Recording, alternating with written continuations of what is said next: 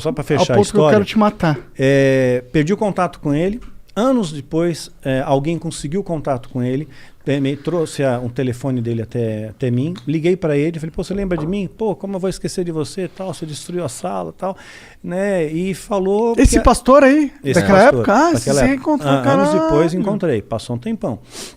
Aí ele pegou e falou para mim que... Eu falei, e aí, pastor, como é que você tá? Não me chama de pastor, não quero mais saber de Deus, eu desisti. Ia lá, caralho! Né? Não quero saber mais de nada, minha vida acabou.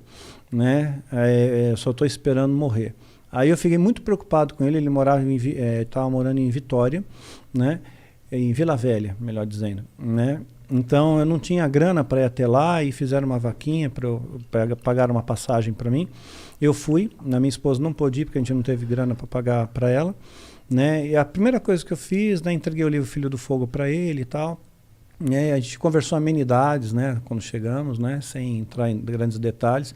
Aí fui dormir pela manhã, vejo que ele está lendo o livro. Eu falei, pastor, você está lendo o livro, né, que bom. Eu falei, pô, você me chamou de lontra aqui, né, de leão marinho, né, porque eu coloquei, né, no livro, coloquei, ele me lembrava o Leôncio. Tá. Né? Então, tinha um bigodão, não? Tinha um bigodão, tinha, né. Aí eu peguei e falei, foi da época, né. E ele então falou, vamos dar uma volta. Aí foi pela praia, andando pela praia comigo, e contou toda a verdade, sabe? O cara se desnudou. E isso me fez crescer uma grande admiração por ele, porque ele não se escondeu, ele não se mostrou espiritual. Ele falou, cara, sabe o que aconteceu? Eu fui mandado embora daquela igreja. Né? Você vê, o demônio não matou ele, não matou, mas matou de outra forma, sabe? Você morrer em vida é pior, né? E ele falou, eu fui mandado embora daquela igreja porque ninguém acreditava em batalha espiritual, viram meu escritório destruído, acharam que você tinha um problema psiquiátrico e eu incentivei isso, né? Me mandaram embora. Aí eu fui trabalhar, tentei trabalhar junto com meu pai. O pai dele era capelão da Unicamp e ele e o pai não estavam se dando muito bem. Depois ele foi para uma igreja numa cidade perto de Araçatuba, né? Não vou dar o endereço exato para não zicar. E curioso que eu estive nessa mesma igreja, ministrando um seminário. E quando eu postei a foto, eu mostrava a foto, essa aqui é o Zite, mostrava a foto, vi as pessoas chorando. Falei, puxa, que unção que o cara tem, né, meu? Só a foto do cara, o povo já cai no choro aí, né? Já cai no poder, né? Mas não, é porque foi naquela igreja, né, que ele pastoreou, né, o filho dele foi violentado, né, sofreu uma violência ali, por um diácono ainda, né. Caralho. Então, dentro da igreja, né. Então ele falou assim, poxa, meu filho sofre uma violência dentro da igreja, né.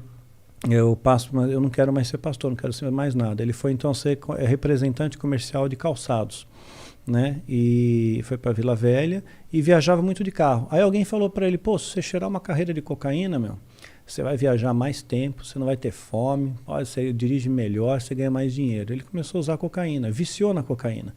Aí ele começou a comprar cocaína, ele está numa região portuária, ele vai para o porto comprar. No porto está cheio de prostituição.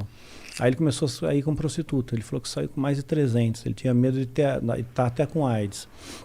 Ele falou, e essa é a minha vida, né? E agora a minha esposa não deixa mais dinheiro comigo, porque se eu tiver dinheiro na minha mão, se eu tiver 10 reais na minha mão, eu vou comprar cocaína, eu vou fazer, e eu não consigo mais chorar, né? Eu sequei por dentro, não acredito mais em Deus, não acredito mais em nada.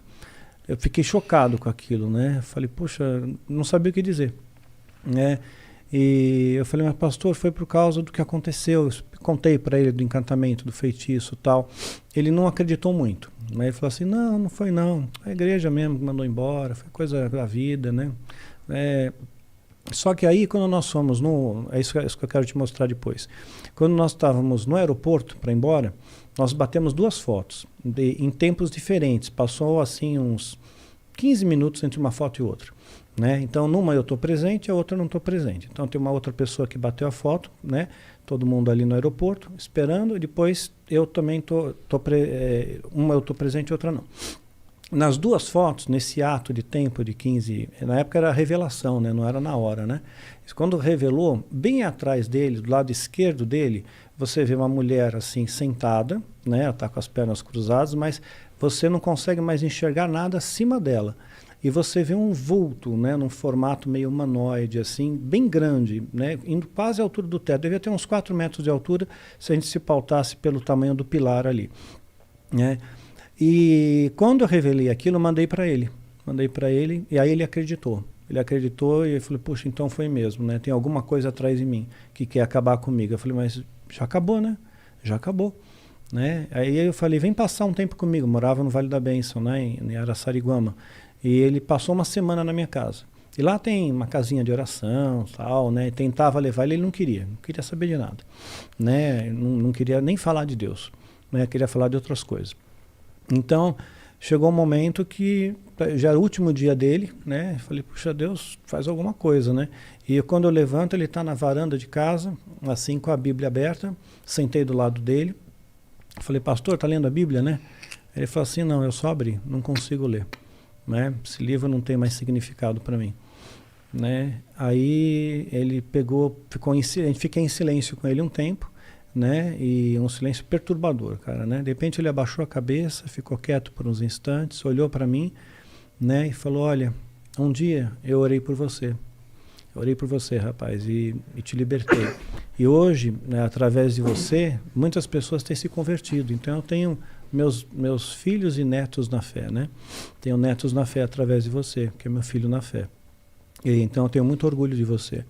Mas eu tenho certeza, se hoje você orar por mim, quem sabe Deus não me restaura, né? Então, cara, eu chamei minha esposa, falei, vamos orar pelo pastor, né?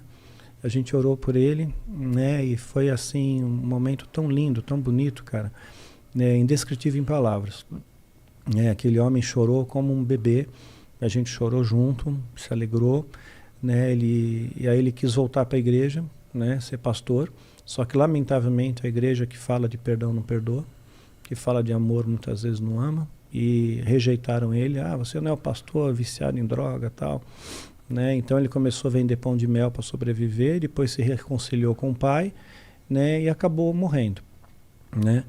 E teve uma sepse, né? Teve uma infecção generalizada, acabou morrendo.